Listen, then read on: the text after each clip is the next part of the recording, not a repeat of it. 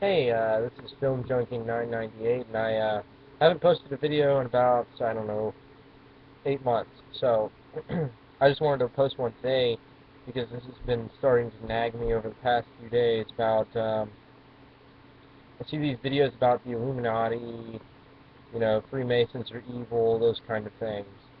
And it kind of bothers me because I know that from historical viewpoint, George Washington and a lot of the other founding fathers, a lot of very patriotic individuals were Freemasons. As a matter of fact, they used Freemasonry, the Society of Freemasons, to organize the revolution in a way that the British government could not, looking for a word, could not destroy. George Washington was a very proud Freemason.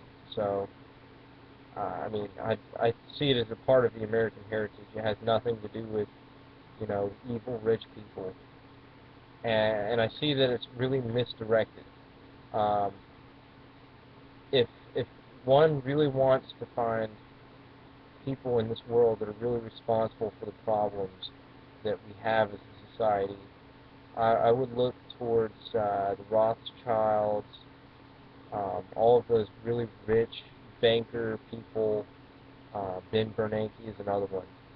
The Federal Reserve is a huge cause of the problems in this world, or at least in this country, so therefore the world.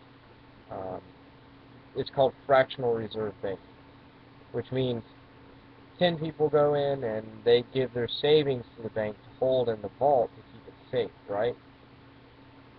So then 20 people go to the bank, each of them asking for a loan. So they loan the money out that they got in savings from the other people, which means they're giving away those people's money because debt equals money in the banking system.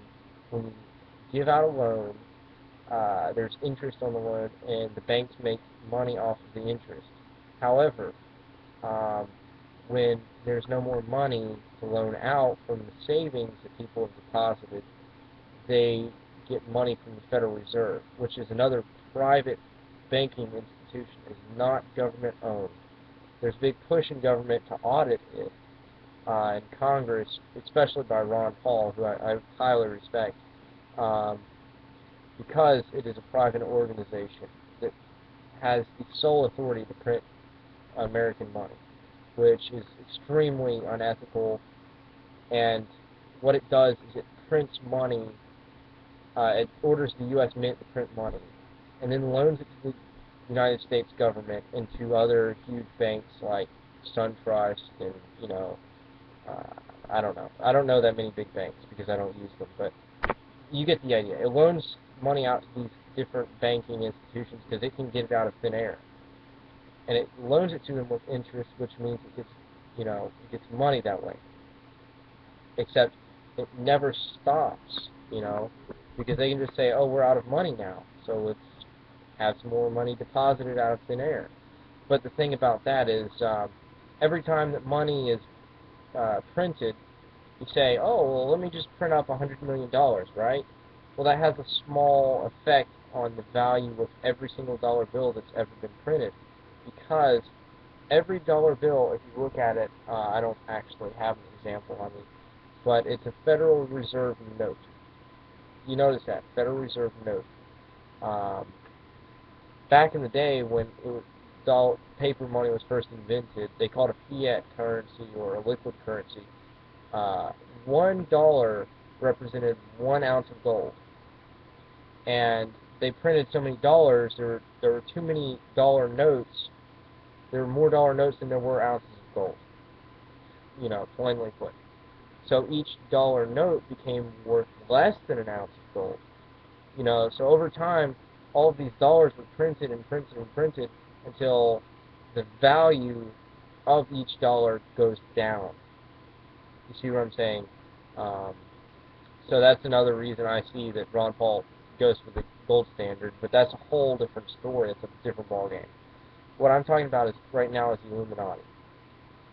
And I know that banking kind of didn't really have that much to do with it, but it does, because the Illuminati if it even exists, which I highly doubt, would mostly um, consist of these really rich elite banker people, you know, and I think that it's wrong that we blame Freemasons, which my great grandfather was one of them, and he was a 32nd, at least a 32nd level Freemason, which is basically the highest that you can get. I think you can get 33 levels. I think that's it after that. And he was at the 32nd because I have his Freemasonry ring, um, and it was given to me. But anyways, he was one of the best people that ever lived in my family. You know, even going back as far back as I possibly could. And I live in a family of Quakers and Cherokee Indians and, you know, doctors and lawyers and things like that. So to say that isn't like some trivial thing. Um, he was a hard worker and he was a good man. He had cancer in his mid 90s, and when he had cancer, when it came back the second time, he said, "You know what? Don't treat me. I'm just going to suffer through it." And he lived for about 2 years after that. So I hold him in high regards. Anyways, point is, you know, you shouldn't be so quick to judge people. Sorry, this is like off. You shouldn't be so quick to judge people like the Illuminati. You know, the probability that they even exist is very slim. And if they do exist, they probably exist in Germany because it was a German fraternity to begin with. And as far as I know, it only existed in Bavaria, which is a very small state within southern Germany in the Alps. So it was a very, very specific thing, and I hate it how it's just generalized as this evil, horrible thing when here's this huge banking institution that's private that prints public money that we pay for. You know, the loans that they give to the United States government, the United States government has to pay back. And the United States government consists of me and you and other people. So it's very unfair to us because our dollar bills become worth less and less and less because they print more to loan out to the government. The government has to pay back for the loan, so it taxes me. It taxes me to pay back the loan that it didn't even need. The U.S. Mint is the United States Mint. It's not the Federal Reserve Mint. You know, way back in the day, any company could print its own money. I think it's ridiculous that we have to pay taxes on money that does no good for anyone, and at the same time, by paying those taxes, make our own money worth less. You know, it's just so wrong, and it's hard to understand. It's hard to wrap your mind around it. You know, I understand that because I have trouble wrapping my mind around it. I'm just thinking about it. It's like 10 different levels of evil in one huge package. It's crazy, you know. It's crazy that people would blame each other and, you know, different religions and, oh, he's gay, we hate him, you know, burn the witch type stuff.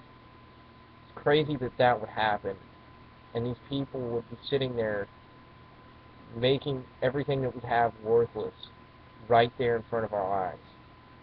I saw it on the Wall Street Journal.